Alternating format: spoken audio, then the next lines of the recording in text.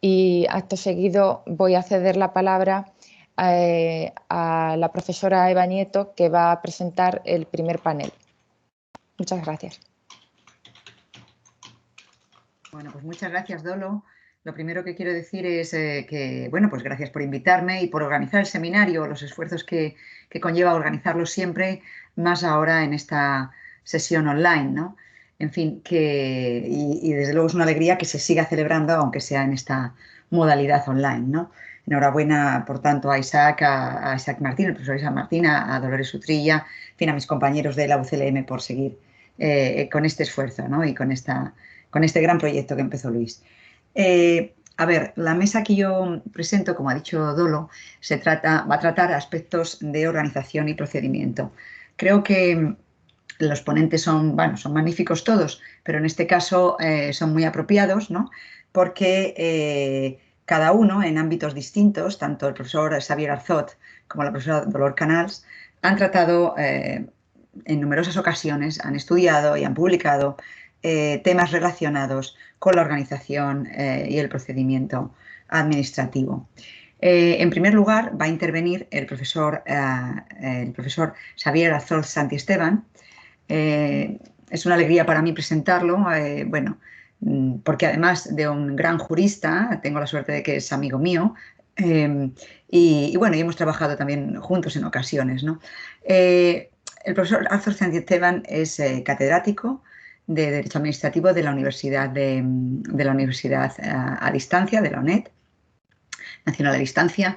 Ha sido letrado del Tribunal Constitucional durante 9 años, de 2011 a 2020. Y bueno, es un autor que ha publicado, es de sobra conocido, muchísimos trabajos, más de 100 trabajos de Derecho Administrativo Español y Europeo, de Derechos Fundamentales, de Derecho Autonómico e incluso de Derechos Lingüísticos, ¿no? Bueno, en sus monografías tiene muchas. Por ejemplo, al hilo de lo que decíamos, de lo que se va a exponer hoy, el concepto y régimen jurídico del acto administrativo comunitario, también, por ejemplo, la revisión de los actos administrativos nacionales en Derecho Administrativo Europeo, y entre los últimos, el silencio administrativo, análisis constitucional y administrativo, y entre lo último que ha publicado, aparte de este último del silencio administrativo, está también la garantía constitucional del deber de reenvío prejudicial en este mismo año, en 2020. Ya digo, es un autor muy conocido, un excelente profesional y según lo que él me comentó, que tampoco me lo concretó mucho, pero según lo que me comentó, nos va a hablar del uso de la organización y el procedimiento desde el punto de vista de las normas básicas y de desarrollo. Pues nada más, sin más, no creo que sea necesario más presentación. Arzot, tienes la palabra cuando quieras, cuando gustes.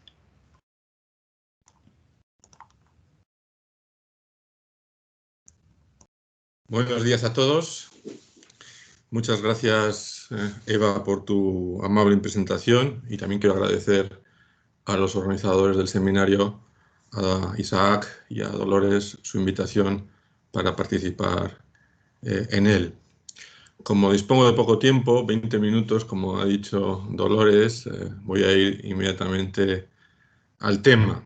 En la primera parte de mi intervención quiero presentar brevemente los 2 títulos competenciales estatales que se aplican al procedimiento y a la organización administrativa y que, como dice el título de este seminario, operan como límites del desarrollo legislativo autonómico en el ámbito del derecho administrativo. Y en la segunda parte de mi intervención quiero mostrar algunos fenómenos expansivos en el ejercicio o bien en la concepción de las competencias estatales en estas materias. El análisis, como corresponde a una intervención oral con un tiempo limitado, se concentrará en lo que me parece que es esencial, sin poder profundizar en los detalles. Recordemos que el derecho administrativo se puede dividir en 4 partes: el procedimiento administrativo, la organización y el funcionamiento de las administraciones públicas y el control jurisdiccional. Cada una de estas 4 partes tiene su propio encuadramiento competencial en la Constitución española. En algunos casos es un encuadramiento simple, pues responde a un corte limpio de la materia.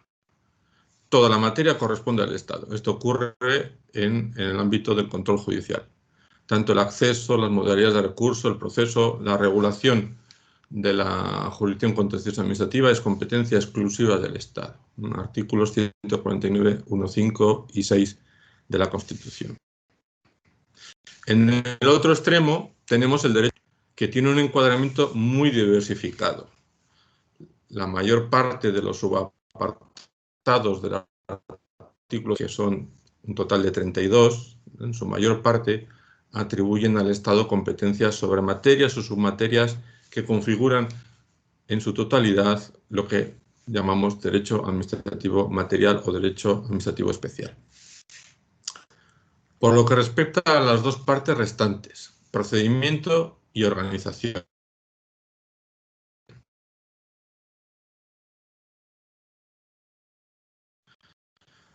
Y preciso, como ocurre con la parte del derecho administrativo que se refiere al control judicial, ni tan diverso como el que se refiere al derecho administrativo especial. Sus títulos competenciales, los títulos competenciales de procedimiento de organización, se encuentran los dos en el artículo 149, 1 y 18. Como veremos, aunque tenemos un encuadramiento relativamente sencillo, hay problemas de delimitación y hay problemas de un ejercicio expansivo de esos títulos, a los que aludiré después. En principio, todo lo que es organización y funcionamiento de las administraciones públicas, tanto a nivel interno como a nivel externo, se puede subsumir sin excesiva dificultad en lo que el constituyente denominó régimen jurídico de las administraciones públicas. Generalmente se interpreta que este concepto o esta materia, régimen jurídico de las administraciones públicas, en su dimensión básica, se conecta con los aspectos más nucleares de la organización y funcionamiento de las administraciones públicas.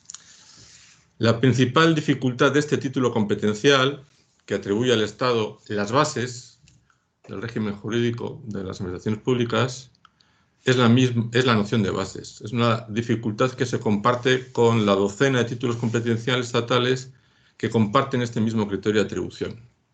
Y la dificultad reside en que no hay un concepto jurídico de bases que acote efectivamente el alcance de la competencia estatal y que pueda ser utilizado en último término por la jurisdicción constitucional para controlar el ejercicio de la competencia estatal.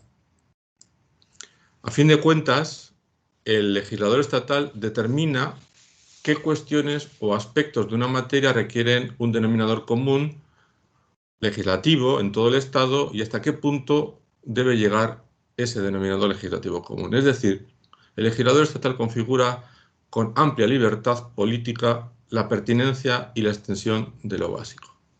Y se trata de una decisión siempre revisable. Lo que el legislador en un momento dado no considera suficientemente importante para que sea regulado de forma uniforme en todo el territorio, puede ser regulado por un legislador posteriormente porque este nuevo legislador sí lo considera necesario. En suma, las bases no solo no son inmutables, sino que también se expanden materialmente en el tiempo. Nunca se contraen, nunca se destruyen. Bien, la única limitación que la jurisprudencia constitucional maneja en este contexto, en el contexto de las competencias de legislación básica, es el criterio de no vaciamiento. Las bases estatales deben dejar algún espacio al desarrollo legislativo por las comunidades autónomas. La determinación de cuándo hay vaciamiento, de cuándo por la minuciosidad y el detalle de las normas estatales no se deja espacio alguno a la competencia autonómica de desarrollo legislativo, es un criterio que la jurisprudencia constitucional aplica con laxitud. Muchas veces se conforma con que se deje algún aspecto, aunque sea de menor entidad, a la decisión autonómica. En la concreta materia del régimen jurídico de las administraciones públicas, en la sentencia 50/99, una sentencia que enjuició la constitucionalidad de la Ley 30/92, en esta sentencia se formuló un criterio específico de delimitación de lo básico. Entonces, se dijo que el alcance de lo básico, ¿no?, dentro de lo que son las bases del régimen jurídico de las administraciones públicas, sería menor en las cuestiones que se refieren primordialmente a la organización y al funcionamiento interno de los órganos de las administraciones públicas, y que en cambio sería mayor en las cuestiones que inciden más directamente con la actividad externa, sobre todo cuando afecten a la esfera de derechos e intereses de los administrados. Aunque no es un criterio unívoco y preciso, sino un criterio que exige ponderación, que exige valoración, es un criterio que puede ayudar al escrutinio constitucional y que yo creo que apunta en la dirección correcta. El peso de las bases en esta materia debe recaer en la actividad externa de las administraciones públicas y que el criterio decisivo, el criterio determinante debe ser la afectación a la esfera de derechos e intereses de los administrados. Por lo que respecta al otro título competencial o a la otra materia competencial, que es la de procedimiento administrativo, el criterio de atribución parece en principio más sencillo. Se atribuye al Estado, se reserva al Estado la regulación exclusiva de lo que denomina el procedimiento administrativo común. Si bien la Constitución no define lo que sea procedimiento administrativo, se entiende que se remite a una cierta noción, a una cierta precomprensión de la institución existente en el ordenamiento histórico español. Fue en la sentencia 227 del año 88 en la que el Constitucional definió afectos competenciales que debe entenderse por procedimiento administrativo común e incluyó en este concepto dos órdenes de cuestiones. Por un lado, la determinación de los principios y normas que definen la estructura general del íter procedimental que ha de seguirse para la realización de la actividad jurídica de la Administración, y por otro lado, los principios y normas que prescriben la forma de elaboración, los requisitos de validez y eficacia, los modos de revisión y los modos de ejecución de los actos administrativos, incluyendo señaladamente las garantías generales de los particulares en el seno del procedimiento.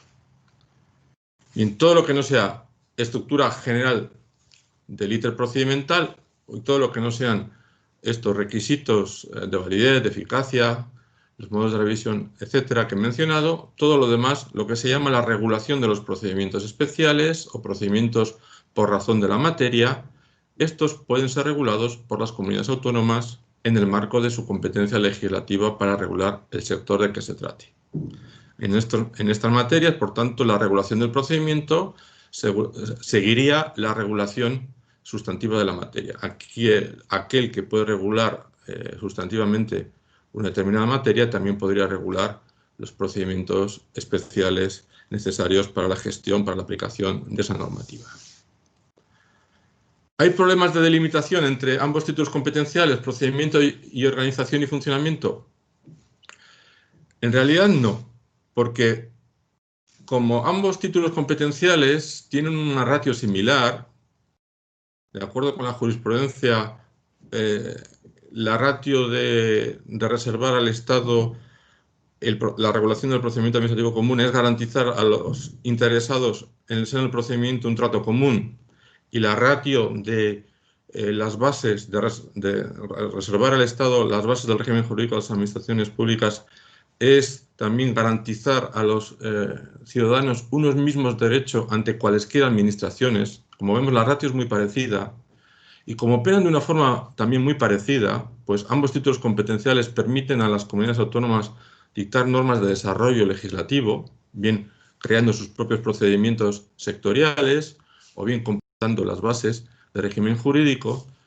La diferencia dogmática eventual entre lo que podría ser norma de procedimiento en sentido estricto y norma de funcionamiento interno o externo no tiene gran relevancia práctica, o al menos en una perspectiva competencial. Y de hecho, el legislador español no se ha preocupado demasiado en diferenciar qué se adscribe a un título competencial y qué normas se adscribe al otro. Tampoco la jurisprudencia constitucional lo ve necesario o siempre necesario distinguir cuáles son los títulos competenciales aludidos, sino que se refiere de forma conjunta a procedimiento administrativo común y bases de régimen jurídico de administraciones públicas del artículo 149.1.18, sin más discusiones. Bien, esta sería la pequeña presentación inicial, y ahora quiero completarlo con una perspectiva un poco más dinámica. cómo ha ejercido el legislador estatal su competencia sobre estas materias, sobre procedimiento y organización, y cómo ha reaccionado, en su caso, la jurisprudencia constitucional frente al ejercicio estatal. Y aquí quiero destacar tres fenómenos. El primer fenómeno, desde una perspectiva puramente estadística, es constatar el ejercicio expansivo a lo largo del tiempo de la legislación estatal en las materias de procedimiento y de organización. Ya di antes que las bases son esencialmente variables. Ahora quiero subrayar que además son también expansivas. Por poner un ejemplo probablemente superficial que tendríamos que matizar y concretar bastante, para lo que no tenemos tiempo, pero creo que como orientación puede servir. La Ley 3092 incluía 146 artículos y 19 disposiciones adicionales. Esta regulación se ha convertido, como sabemos, en 2015 en 2 leyes. 33 artículos, 5 disposiciones adicionales y 7 disposiciones finales. Y la Ley 40/2015, con 158 artículos, 22 disposiciones adicionales y 17 disposiciones finales. A primera vista, la constatación es clara, el doble de preceptos que en 1992. Es cierto que la razón principal de esta mayor extensión agregada de las 2 leyes de 2015 con respecto a la del 92 es que las nuevas leyes codifican muchas normas preexistentes que estaban desperdigadas en una docena de normas legales o reglamentarias y que ahora se extraen de su cuerpo normativo original y se incorporan a estas nuevas leyes con mayor o menor adaptación de su contenido. Y es cierto también que significativa de la Ley 40/2015 solo se aplica a la Administración General del Estado, no se aplica a las comunidades autónomas, porque la Ley 40/2015 ha absorbido a su vez la LOFAGE y también la Ley de 2006 sobre las agencias estatales para la mejora de los servicios públicos.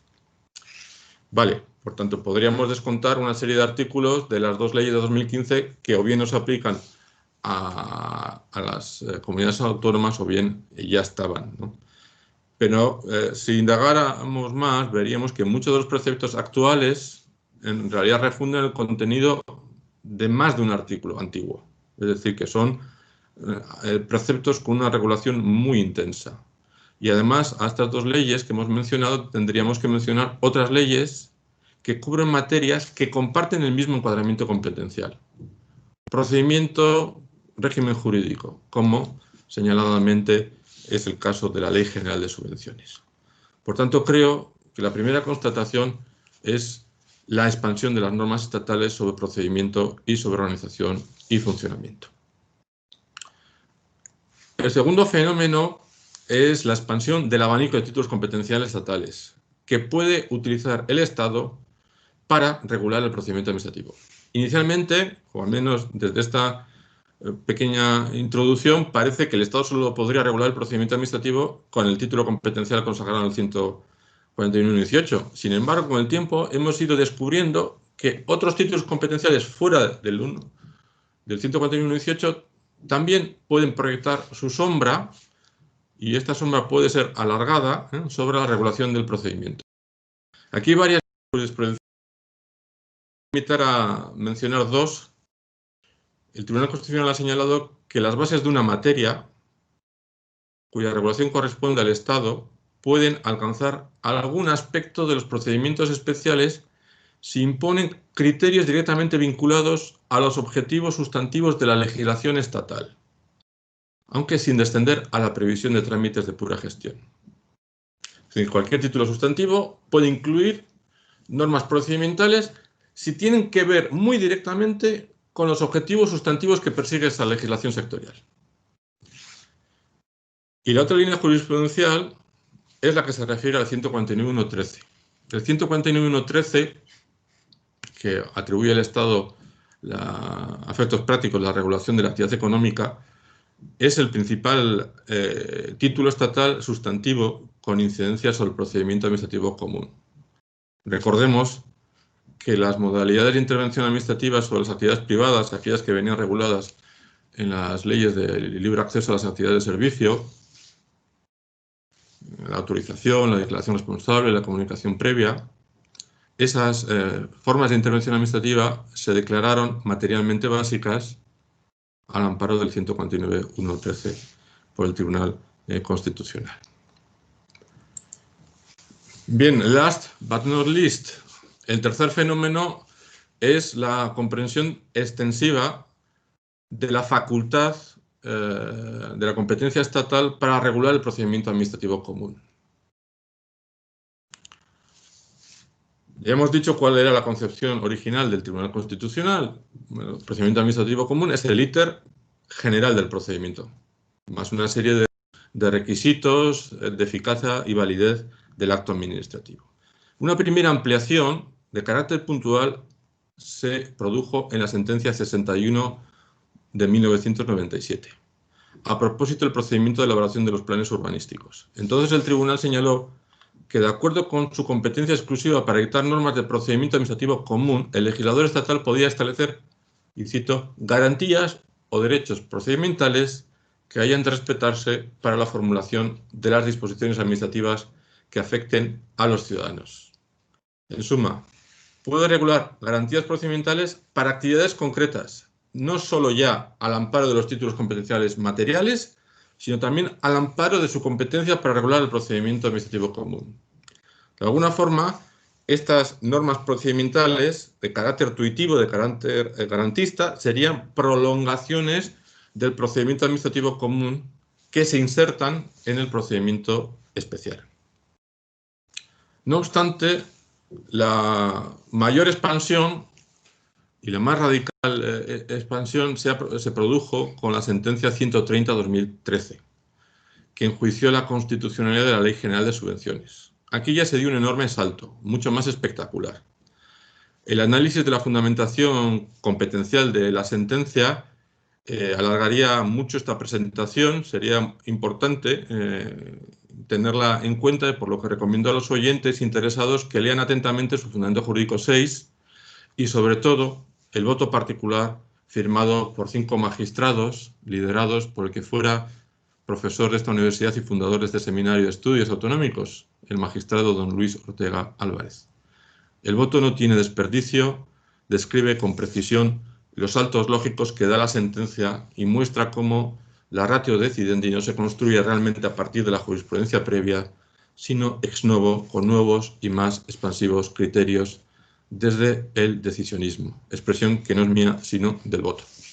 En síntesis, la gran y más espectacular novedad consistió en el descubrimiento o hallazgo de que, junto al procedimiento administrativo común que conocíamos y que entonces se encontraba en la Ley 3092, hoy en la Ley 39/2015, pueden coexistir tantas regulaciones completas o procedimientos singulares comunes como formas de actividad administrativa se pueden identificar, siempre que se regulen en abstracto y se regulen de forma desligada de cualquier campo específico, sin incardinarse en un sector determinado.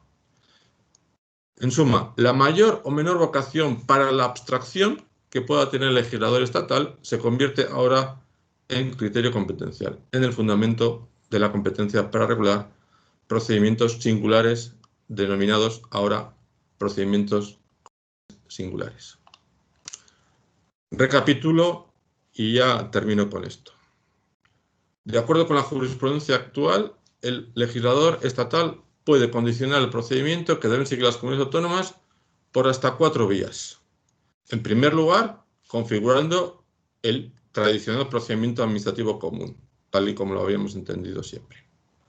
En segundo lugar, estableciendo procedimientos administrativos comunes singulares completos. En tercer lugar, estableciendo garantías o derechos procedimentales que hayan de respetarse para la formulación de las disposiciones administrativas que afecten a los ciudadanos. Esto es lo que dijo en la sentencia 61/2007, aunque la doctrina interpreta que son garantías procedimentales en cualesquiera procedimientos sectoriales. Estas 3 primeras posibilidades, todas ellas de acuerdo con el 149/118. A lo que hay que añadir, en cuarto lugar, el legislador estatal podría imponer en la legislación básica sectorial, con arreglo a sus títulos sustantivos sectoriales, normas procedimentales directamente vinculadas a los objetivos sustantivos de la legislación estatal. Como digo, esta facultad adicional se fundamentaría en los títulos competenciales estatales para la configuración del derecho administrativo sectorial o material, pero cabría destacar la importancia o la relevancia práctica de los títulos transversales o semitransversales que se encuentran en los artículos 149.1.1 y 149.1.13. Y esto es todo y quedo a vuestra disposición para cualquier pregunta. Muchas gracias por vuestra atención. Muchas gracias, profesor Xavier Arzot. Bueno, como siempre, una intervención magnífica. Las preguntas quedan pospuestas hasta que intervenga la profesora Dolors Canals. A ver, quería presentar a la profesora Dolors Canals. Es una profesora muy conocida, amiga personal mía y de muchos de los que estamos aquí, con la que hemos colaborado y compartido, pues yo creo que muchos momentos, seminarios, etcétera.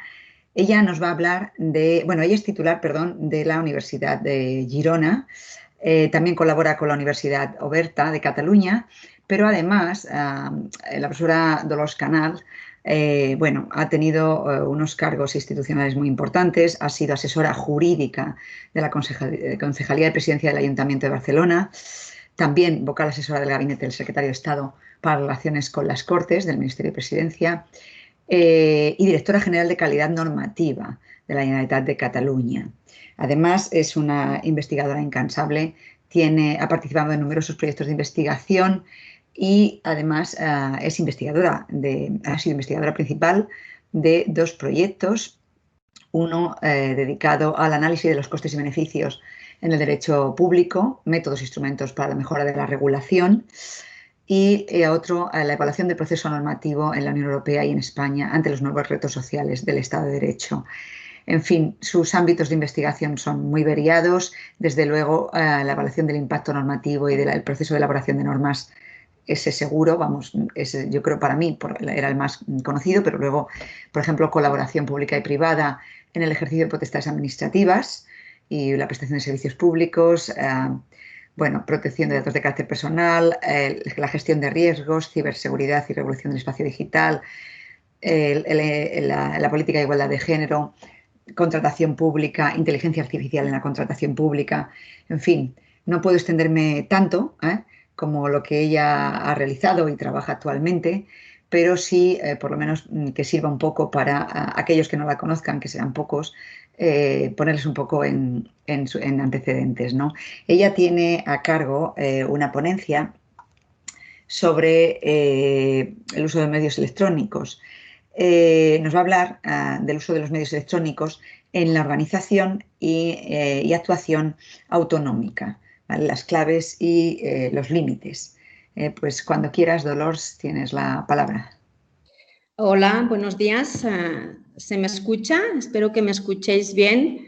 Sí, no estoy muy dada en este formato. ¿Se me ve, Eva? Sí, perfecto, todo perfecto, Dolors. Vale, perfecto. Pues bueno, yo en primer lugar, de forma un tanto rápida, quería agradecer pues, a los organizadores de este evento que me hayan invitado a participar, ¿no? Y además en este 30 seminario, ¿no? en el Centro de Estudios Europeos, que para mí también pues, es un lugar muy querido y muy queridos son todos mis compañeros de la Universidad de Castilla-La Mancha en lo que se refiere al Departamento de Derecho Administrativo. Por lo tanto, me siento yo muy cómoda.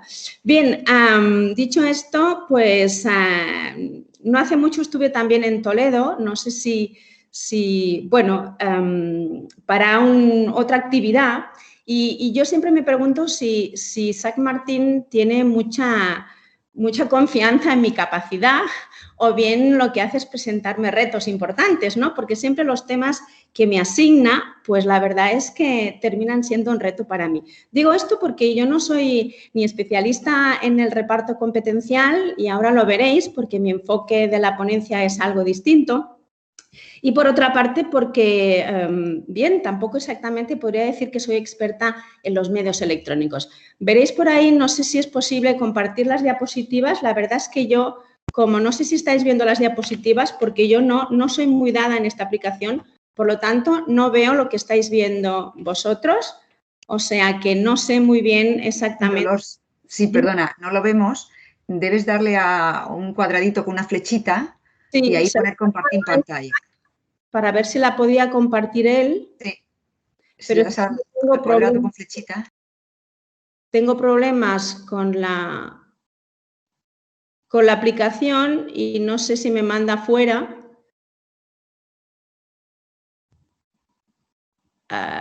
Un segundo, yo creo que no voy a poder compartirla.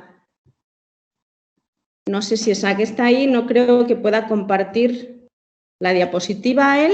Bueno, en cualquier caso, yo voy a hablar, si no os vais a tener constantemente mi imagen en pantalla, que era un poco lo que quería evitar, pero bien, no pasa absolutamente nada si no se consigue compartir. Eva, dime. Perdona, sí, te quería decir, si me la envías por correo, intento subirla yo, compartirla yo, no sé si podré. ¿Te la he mandado a Isaac? Bueno, a Isaac, que lo haga Isaac, entonces. Estoy en ello. La cuestión es que, como siempre, la técnica falla en el minuto cero. Pero bueno, ve hablando y lo conseguiremos. Voy hablando, exacto, yo voy hablando. Voy a hablar del uso de los medios electrónicos en la organización y la actuación administrativa autonómica, claves y límites, como apuntaba Eva. Y en realidad yo voy a hacer referencia a una serie de aspectos que creo que son esenciales a partir de los momentos que estamos ahora viviendo en este transcurso hacia el espacio digital, ¿no? Y ese uso de medios electrónicos. Ahí creo que tenéis más o menos, ¿no? Creo que tenéis ahí las diapositivas. Estoy en esa segunda, en las claves, ¿no? Muchísimas gracias, Isaac, por compartirlas. Bien, decía que voy a hacer referencia a esas claves que yo creo que hay que tener en cuenta para la interpretación del reparto constitucional, el reparto de competencias, de materias competenciales a las que antes también ha aludido el profesor Xavier Arzoz y que habrán que ser tenidas en cuenta estas claves, en mi opinión, cuando el Tribunal Constitucional se enfrente a una conflictividad que seguramente va a ir en aumento en los próximos tiempos a raíz de esa creciente utilización y expansión de los medios electrónicos en la administración pública. Os he ido numerando un poco esas claves para facilitar también el entendimiento y que esté la ponencia o esta charla, digamos, más bien estructurada. No, la primera clave que yo creo que también se ha dicho antes por esa expansión, ¿no?, de las bases estatales en materias que afectan al corazón del derecho administrativo, no solo el general, sino también el material, el sectorial. Bien, en mi opinión no son compartimentos estancos, ni procedimiento administrativo común, ni organización administrativa. Una es una competencia exclusiva, la otra tiene ahí una importancia, la potestad de autoorganización de los distintos entes, incluidos los locales, y el régimen jurídico de las administraciones públicas o de este ecosistema llamado sector público, ¿no? Bien, yo he marcado que este régimen jurídico de las administraciones públicas se entiende como ordenación de las relaciones jurídicas con los ciudadanos y entre las administraciones públicas. Esas dos preposiciones son evidentemente claves, un poco han servido, ¿no?, para esa separación entre las dos leyes gemelas, aunque no ha sido un acierto esa regulación separada, ¿no? Pero bien, ahí lo dejo, esas dos preposiciones para mí son fundamentales. Bien, dicho esto, la segunda clave. Yo creo que, como os decía, que hay una creciente dificultad para disociar entre aspectos sustanciales y aspectos organizativos y de procedimiento administrativo. Y justamente esa dificultad creciente se da por la progresiva de medios tecnológicos en la actuación jurídica, tanto la material, en la que no voy a incidir, pero me interesa muchísimo más la de carácter, digamos, jurídica. Eso supone, en mi opinión, un arrastre competencial que, como decía, va a ser conflictivo, empieza a ser conflictivo y se ha dado, por ejemplo, en la cuestión de las plataformas, ¿no? Plataformas ¿no?, portales institucionales, portales que se encuentran en lo que sería el espacio digital, ¿no?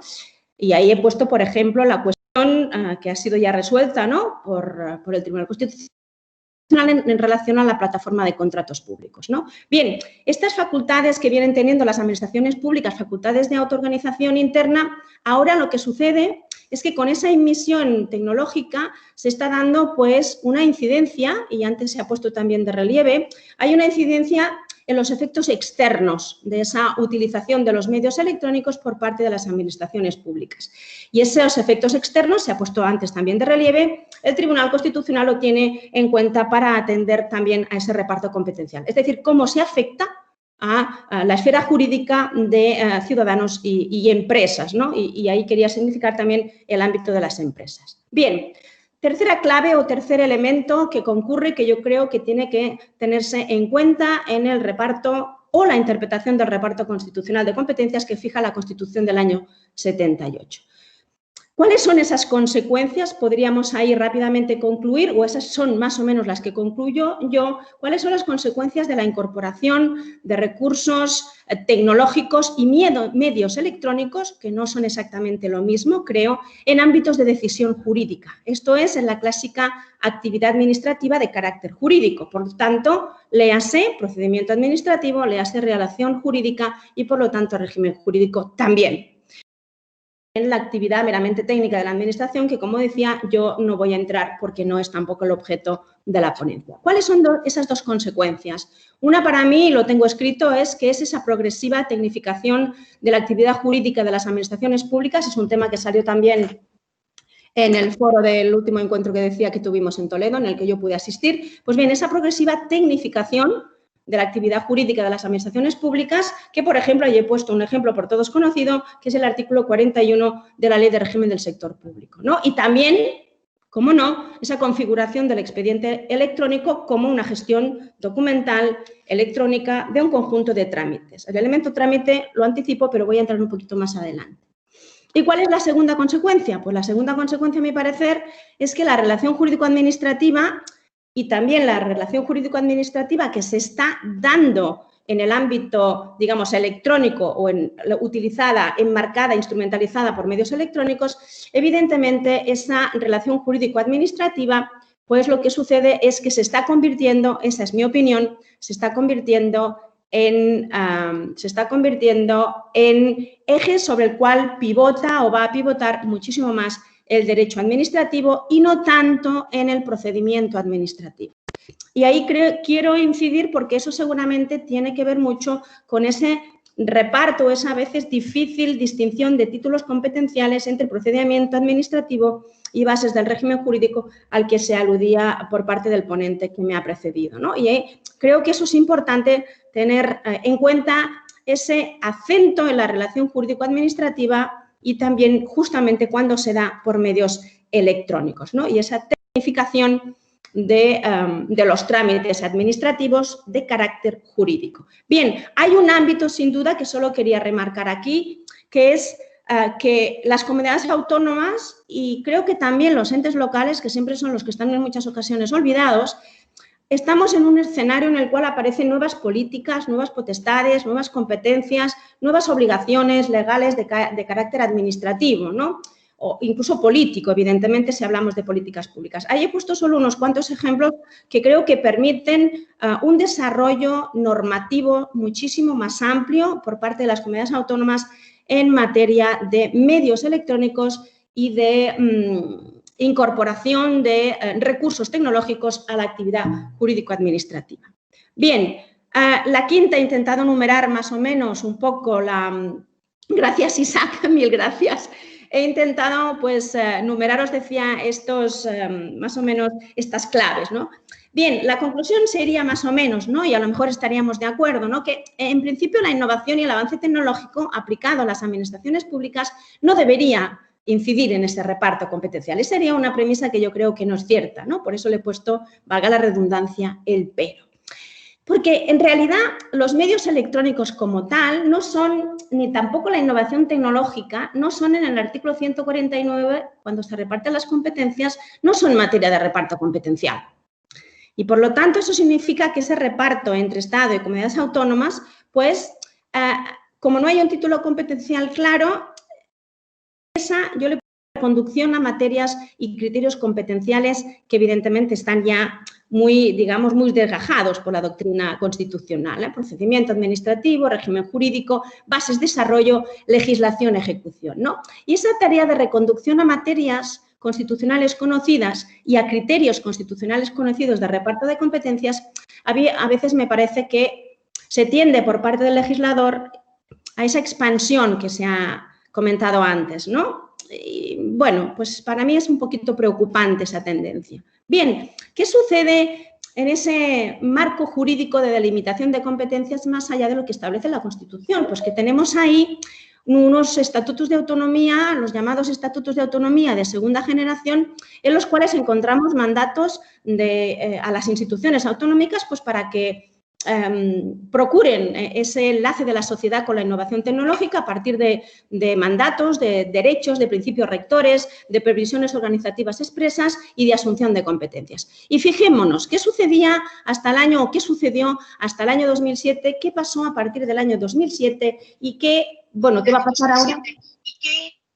¿Qué va a pasar ahora a partir de las leyes gemelas? Pues no sé muy bien, pero vamos a ver qué sucedía para que intentemos poner, ahí lo tenéis en la diapositiva, sobre la mesa, qué sucede con las bases estatales, con los medios electrónicos. Fijémonos, hasta el año 2007, en realidad, había una ley que establecía, lo he puesto ahí en cursiva, pues unas mínimas bases electrónicas, por denominarlas de alguna forma, ¿no? La ley 30 y 92 teníamos ahí unos preceptos que luego fueron objeto de modificación posterior, pero la referencia a los medios electrónicos en aquella época era una referencia de estímulo, de fomento, ¿no? Porque el uso era un uso facultativo de los medios electrónicos y, por lo tanto, eso no puede ser considerado como un desarrollo normativo de legislación estatal. Esa es mi opinión, ¿no? No hay ese desarrollo porque, en realidad, el recurso a los medios tecnológicos o medios electrónicos era algo facultativo. A partir de la Ley de Acceso Electrónico, de la 11/2007, ahí sí que tenemos unas bases comunes electrónicas, ¿no?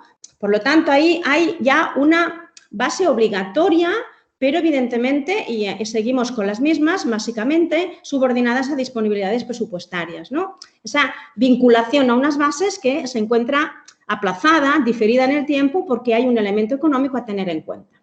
Bien, pero claro, el uso de los medios electrónicos en realidad es una obligación legal de las administraciones públicas. Es una obligación legal básica que lo que hace el legislador estatal es establecerlo para dar efectividad, para permitir, posibilitar el ejercicio de un derecho subjetivo creado por la ley, ¿no? Por lo tanto, yo me planteo si en realidad esas obligaciones legales de cumplimiento necesario para permitir la factibilidad de derechos subjetivos no podría darse en otros ámbitos y, por lo tanto, el Estado pudiera expandirse aún más en sus bases para establecer nuevos derechos y, con ello, nuevas obligaciones para las administraciones públicas, como si fuesen con ese cariz de obligación legal básica, ¿no? Como contenido jurídico de la base. Y ahí he puesto, por ejemplo, esos nuevos derechos digitales a los que nos sabremos más o menos que la doctrina afrontar en breve, aunque ya hemos empezado, pero que van a ir en aumento y que pueden comportar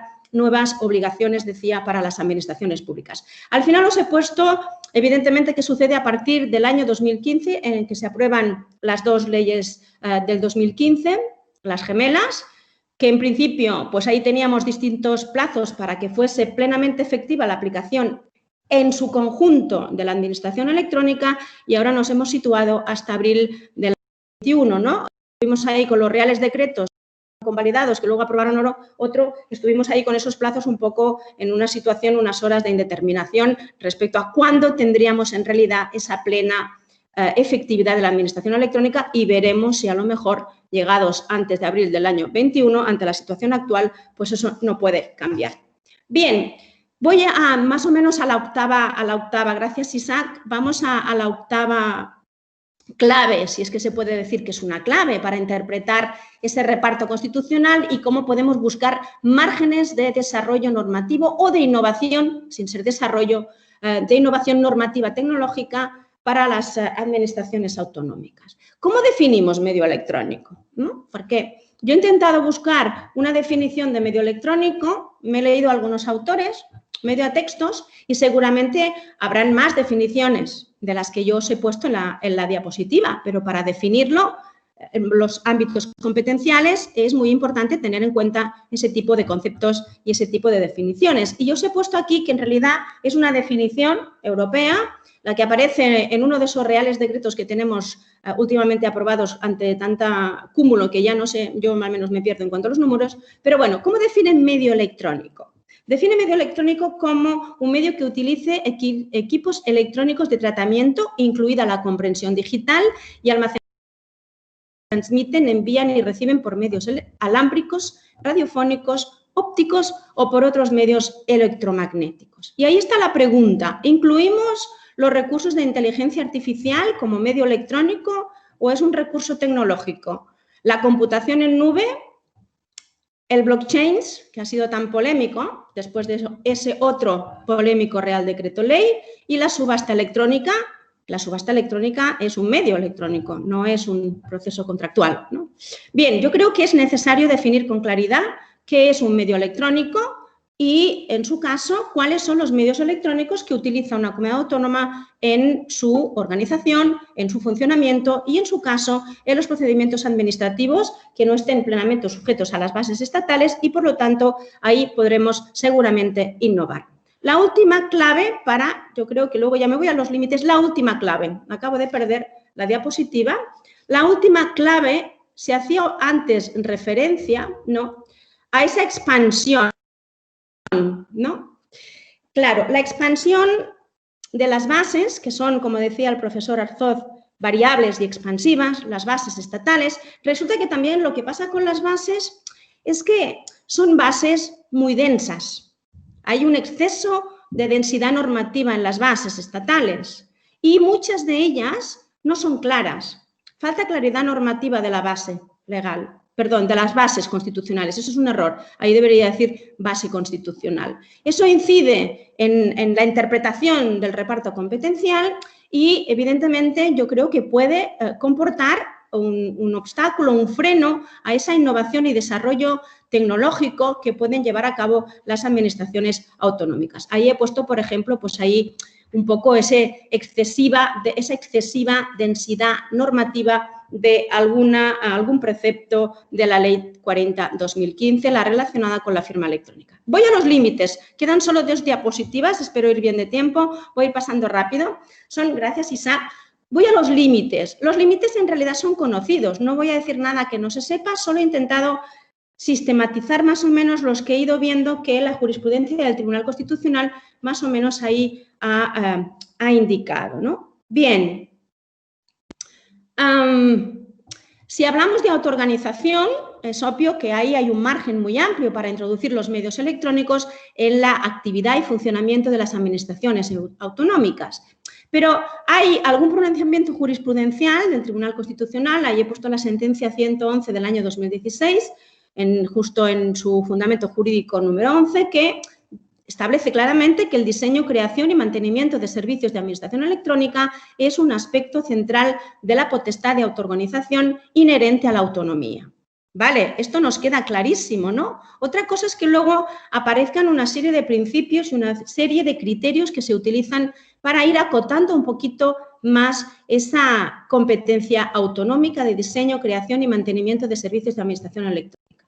Bien, hay que tener muy claro que los principios basados en criterios tecnológicos, en criterios técnicos, ¿no?, que rigen evidentemente el uso de medios electrónicos, no son criterios de distribución propia de competencias, no se incluyen en la Constitución y, por lo tanto, la jurisprudencia del Tribunal Constitucional tiene que ir más o menos determinando esos principios que algunos son evidentemente de base tecnológica, de base técnica, para que nos entendamos. ¿Cuáles son esos principios? Evidentemente, el primero y conocido por todos los que nos dedicamos un poquito a los medios electrónicos, pues ese principio de interoperabilidad y seguridad. Ambos son fundamentales.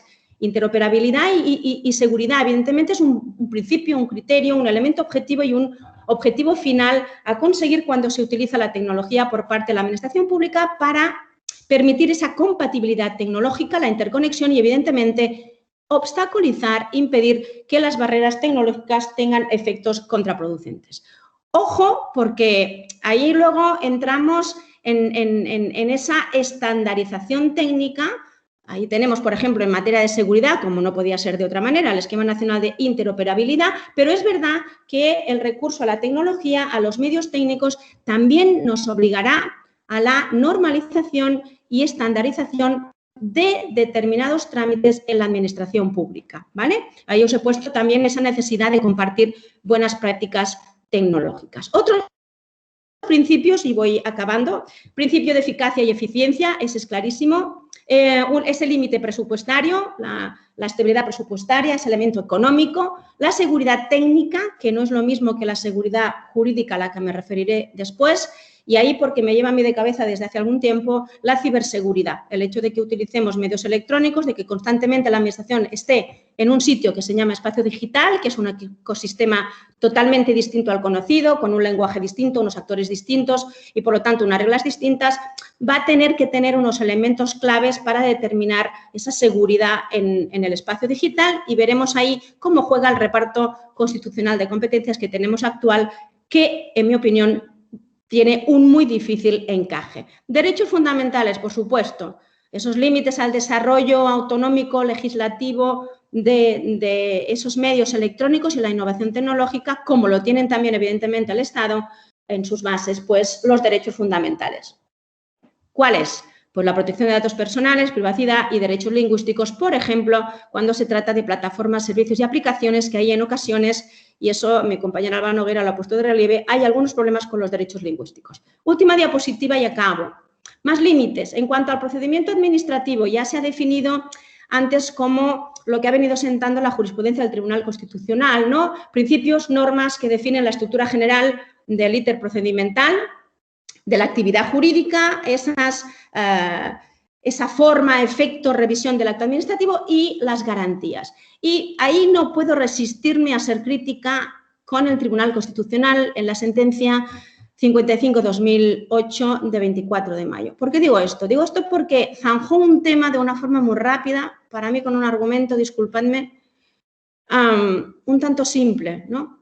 El artículo 1.2, y es importantísimo en mi opinión, es un precepto que establece que para que se pueda decidir que un procedimiento administrativo tiene un trámite adicional novedoso respecto a los que prevé la legislación básica, procedimiento administrativo común, tiene que ser una norma con rango de ley quien establezca ese trámite, ¿no? Esa es una lectura, también lo ha puesto de relieve el profesor Thomas Font, eso es un entendimiento del procedimiento y el trámite administrativo como carga, como si no pudieran existir sectorialmente incluso, pues trámites adicionales a un procedimiento común, distintos, pues que en realidad son constitutivos de garantías y no de cargas administrativas, ¿no? Esa es una lectura que, bueno, luego el Tribunal Constitucional sencillamente viene a decir en su fundamento jurídico sexto que, como el artículo 105 de la Constitución dispone que la ley regulará el procedimiento a través del cual deben producirse los actos administrativos, pues ahí más o menos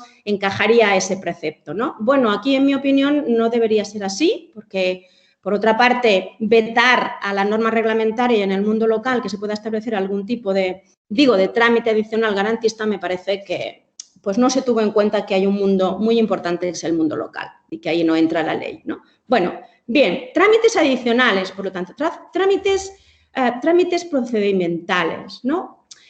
Claro, ¿podría el Estado, y planteo la pregunta, ¿podría el Estado definir con carácter básico lo que se entiende por trámite o por medio electrónico para ese tratamiento común de los ciudadanos que viene repitiendo el Tribunal Constitucional?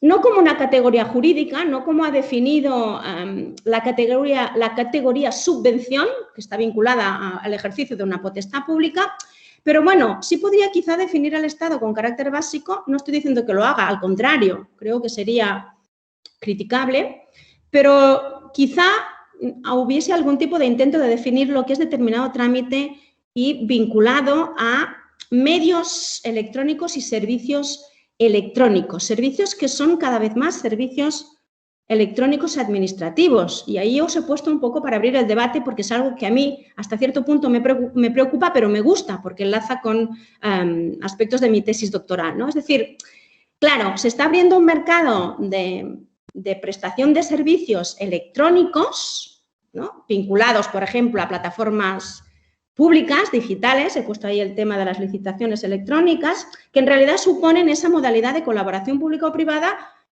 para la gestión de trámites administrativos o de tramitación de expedientes administrativos, que ahora parece que el Tribunal Supremo se tira un poquito ahí, ¿no? Como de que los medios propios no pueden llevar a cabo ese tipo de tramitación, pero permitimos que mediante servicios electrónicos diseñados, gestionados por la empresa privada, pero que luego se utilizan por las administraciones públicas, pues nos lleve un poco a esa gestión privada de trámites administrativos. Ahí lo dejo, no sé si me he explicado correctamente. Y los últimos principios, y con ello acabo, que son límites, a su vez, pues la seguridad jurídica, el derecho a la igualdad de acceso, las garantías de accesibilidad a los medios electrónicos, que incluye ese procedimiento de queja y reclamación que sí puede establecer el Estado como obligación de establecer un procedimiento, no como regulación del procedimiento, como ha dicho en la sentencia 100 del año 2019, y evidentemente, pues sistema de garantías tiene que ser unívoco para todos en ese tratamiento común de los ciudadanos, y ahí no ha incluido lo que ha dicho el profesor Arzoz, que evidentemente hay dos títulos competenciales que están constantemente, que son pues el de la actividad económica y el de los intereses generales que confluyen. Pues nada más, la última diapositiva creo que pone gracias y pues me pongo a vuestra disposición para todo aquello que creáis oportuno. Creo que vuelvo a estar en pantalla. Sí, muchas gracias. Muchas gracias, Dolors. Un placer escucharte como siempre. Bueno, gracias también por respetar el tiempo. En fin, creo que ha sido muy interesante tu ponencia, al igual que la de Xavier Arzot. Es el momento de abrir el debate, ¿no? Tenemos hasta las 11, creo, según el programa. Por lo tanto, bueno, pues no sé, hay muchos temas planteados. No sé si alguno quiere intervenir sobre las cuestiones que han planteado o otras, aunque no estén planteadas por los ponentes, pero que afecten a de lo que ellos han tratado. ¿Alguien quiere tomar la palabra?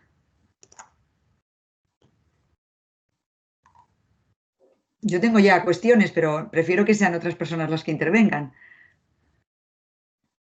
¿Alguno quiere intervenir? Podemos ir, quizás, mientras tú vas planteando cuestiones, Eva, podemos ir pidiendo la mano a través de la herramienta que está en pantalla y así podemos ordenar el debate. Si quieres, empieza tú. Yo tengo alguna cuestión y seguramente que también algunos otros. Levantamos la mano y así puedes ordenarlo mejor. Vale, de acuerdo. Bueno, pues empiezo yo. Tengo una pregunta para Xavier Arzot. Bueno, es sobre la sentencia en materia de subvenciones. La sentencia que fue efectivamente polémica dentro del Tribunal Constitucional, recuerdo, es la 130/2013, recuerdo el enfado del profesor Luis Ortega con esa sentencia y de ahí su voto particular.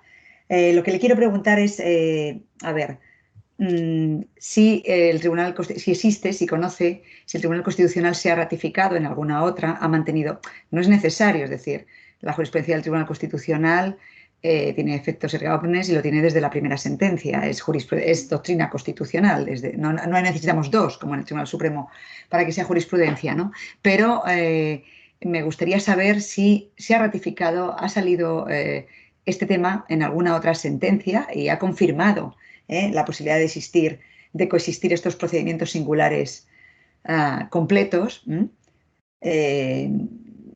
o no, quiero decir, esto es una cosa que sí que me interesa, o por el contrario hay una sentencia que haya hecho overruling en esta doctrina constitucional, ¿no?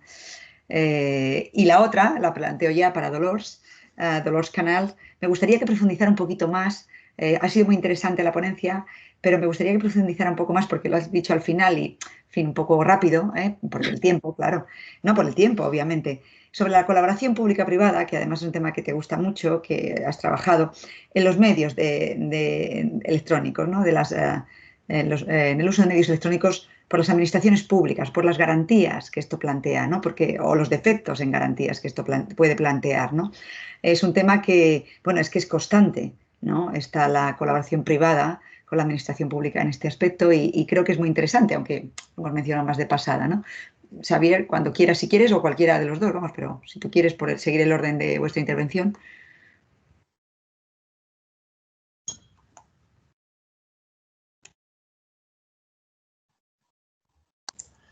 Vale, pues ratificado, habría que ver qué es ratificarse, ¿no?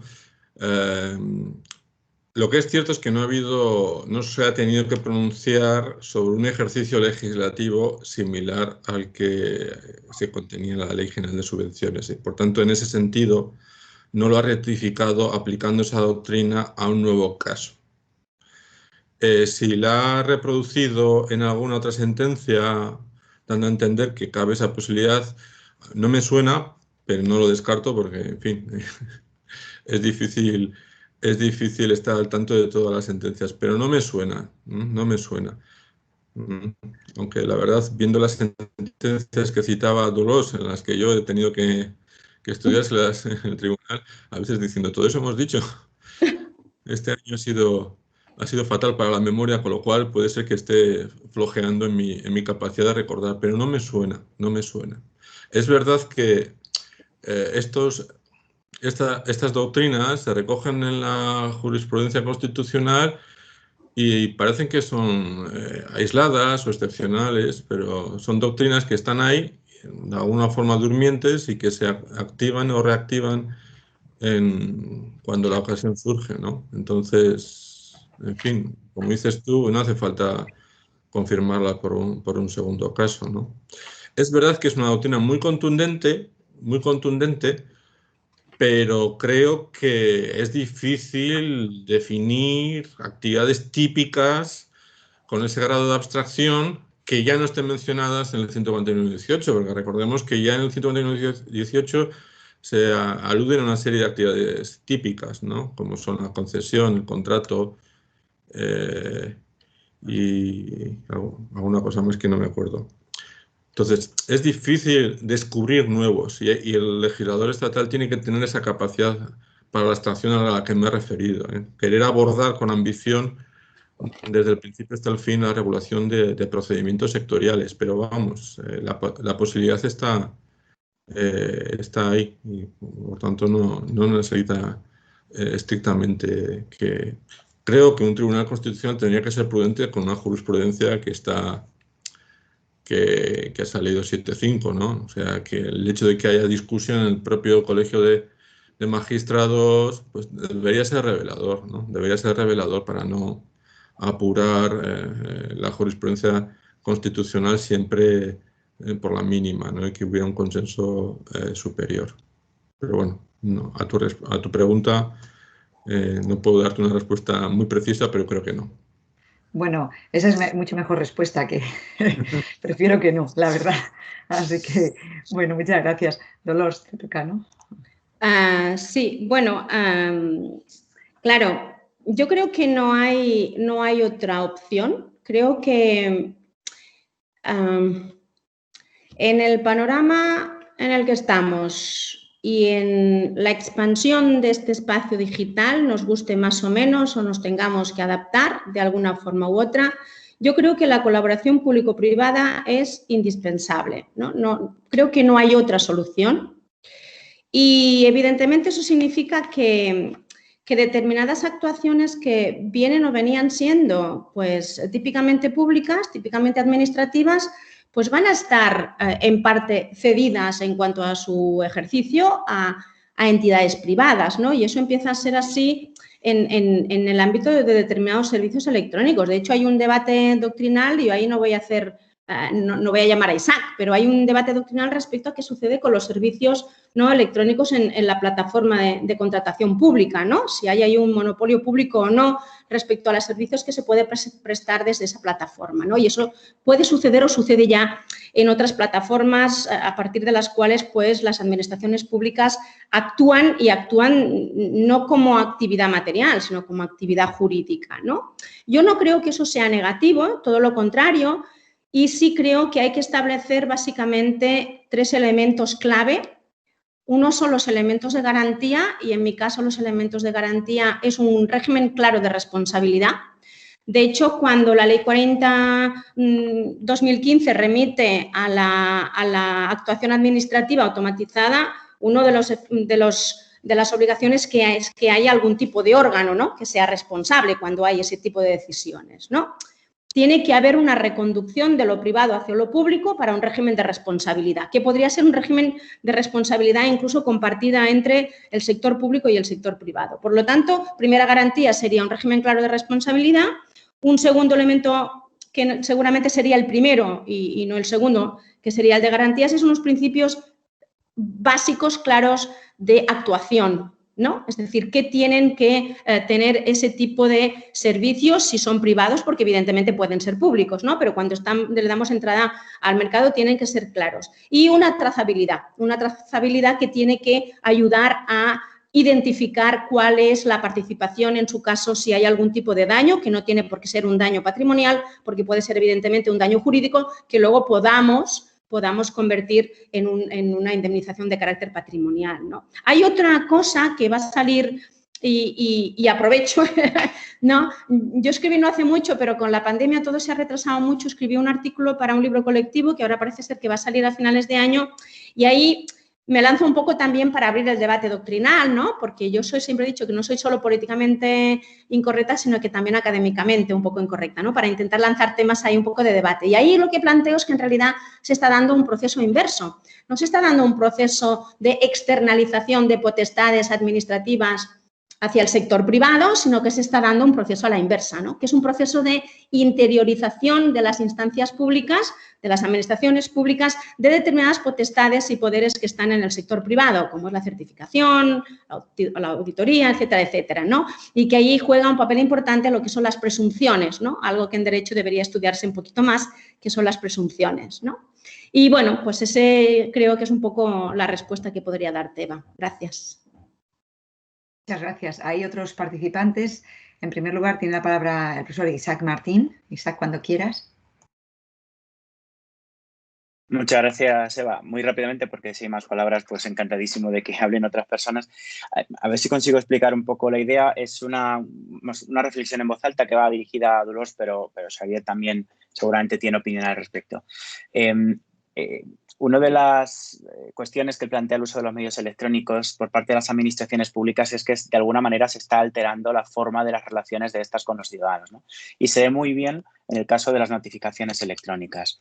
Entonces, por ponerlo en un ejemplo práctico, todos sabemos que la disposición adicional segunda de la Ley 39 de 2015 trató de imponer indirectamente la adhesión por parte de comunidades autónomas y entes locales a determinadas soluciones tecnológicas de la Administración General del Estado. Estoy pensando en concreto, porque nos sirve a los efectos del ejemplo práctico, en el punto de acceso general electrónico. Básicamente, lo que dice la disposición adicional segunda es que las comunidades autónomas y los entes locales podrán adherirse voluntariamente a estas soluciones. En concreto, cita también el punto general de acceso electrónico. Y deberán hacerlo, o dicho de otra manera, si desea desarrollar las suyas propias, a tal fin tienen que cumplir con el principio de eficiencia de conformidad con lo previsto en la Ley Orgánica de Estabilidad Presupuestaria y Sostenibilidad Financiera. Dicho en castellano de la Mancha, ¿no?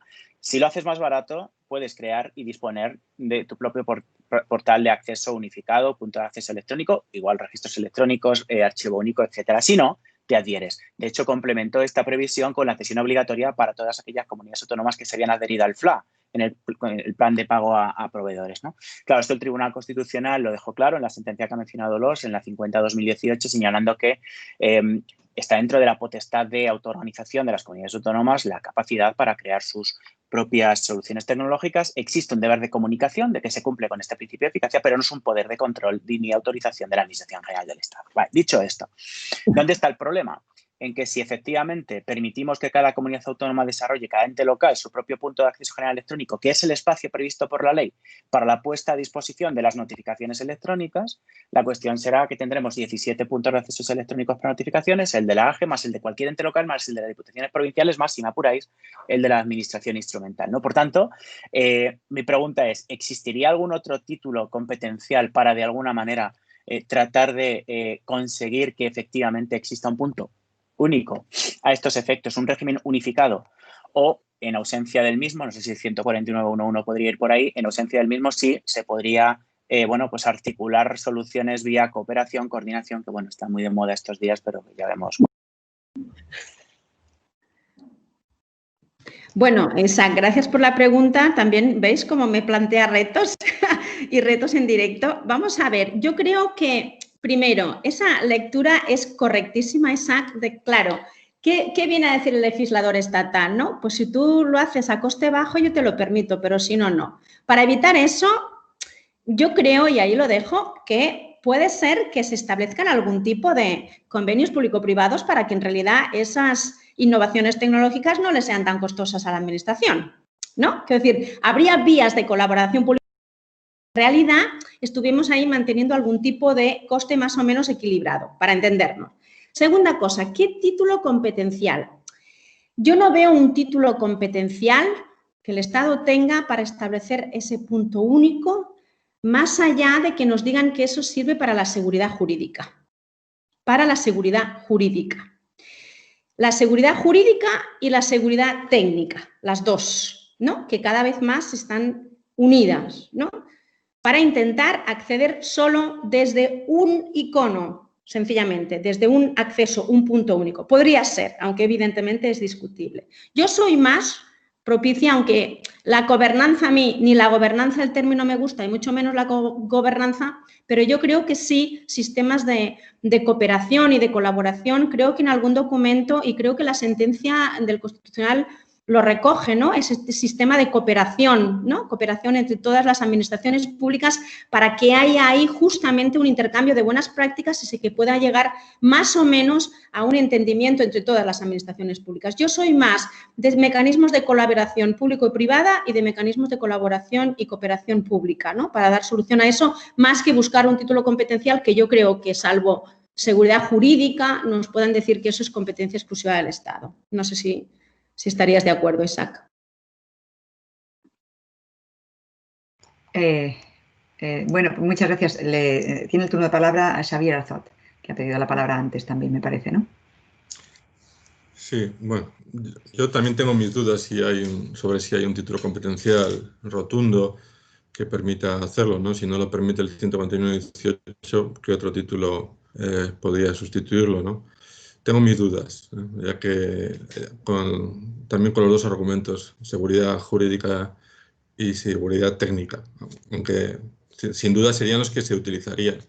Tengo mis dudas porque, bueno, en fin, la protección de datos está descentralizada, ¿no? Hay agencias autonómicas de protección de datos, así que eso no es un argumento tampoco para defender de una forma centralizada los derechos fundamentales. Así que, en teoría, no sería un gran argumento, pero por lo que yo sería más partidario de la vía de la cooperación y de instrumentos como consorcios. No sé si aquí se puede hacer un consorcio para una plataforma, pero creo que la única forma de reordenar y darle una cierta coherencia a todo el tema del software y las plataformas y los usos electrónicos, en cuanto a los aspectos técnicos me refiero, para que en esto no se desmadre y que las administraciones estén comprando el mismo producto 17 veces o descubriendo el Mediterráneo cada año y teniendo problemas de actualización, etcétera, la única forma es a través de consorcios, a través de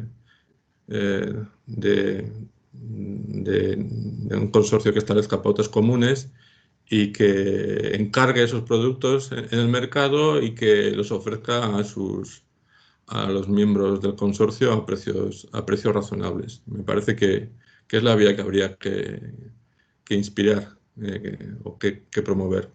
Y ya que tengo el uso de la palabra, después de mi intervención he mirado la jurisprudencia constitucional por volver a la pregunta anterior y la verdad es que hay media docena de sentencias en las que se reafirma ese criterio. No se aplica realmente porque la norma controvertida no pertenece a esa categoría de procedimiento común singular, pero se reafirma que la competencia estatal llega hasta esos aspectos y normalmente se afirma que la norma en cuestión no es ni procedimiento administrativo común, en el sentido tradicional, ni una norma correspondiente a un procedimiento administrativo común singular. Con lo cual, desde esa perspectiva, confirmación la ha habido. Hasta en 6 sentencias he podido encontrar después del 2013. Y con esto acabo ya. Bueno, muy bien. No sé si hay... Dolores Canal quiere, ¿no?, intervenir. Lo último, sí. El micro, Dolores. No se te oye. El micrófono. Digo que sí, que solo para apostillar un poco lo que ha dicho Xavier, ¿no? Que es así. yo creo que el consorcio es justamente una técnica idónea, porque en Cataluña tenemos el consorcio de la administración oberta, o sea, que están ahí y, por lo tanto, en el mundo local eso facilita muchísimo el acceso a los medios electrónicos, están a su disposición, hay intercambio, eso es fantástico y además el consorcio es una fórmula que te permite integrar ambas colaboraciones, te permite integrar, ¿no? Además, Eva, tú lo sabes, ¿no? Te permite integrar el sector público y el sector privado y, por lo tanto, ese es un juego que yo creo que para la innovación tecnológica en la administración pública, esa expansión de los medios electrónicos, el consorcio, pues como decía Xavier, es fantástico y en Cataluña tenemos un ejemplo, ¿no? Gracias. Bueno, si no hay más preguntas, yo agradezco, bueno, a Xavier la aclaración última, me pondré a buscarlas. Y, en fin, muchas gracias a todos por la participación, por supuesto a los ponentes por las magníficas ponencias, lo clarificadoras que han sido ambas. Y ya digo, creo que ha sido para mí, por lo menos, y espero que para los participantes también, unas ponencias muy interesantes y una realmente que, bueno, que ha merecido la pena escuchar, ¿no? y participar. Sin más preámbulos, creo que debemos concluir y dar ya paso a la siguiente mesa de este seminario de estudios autonómicos. Muchas gracias a todos.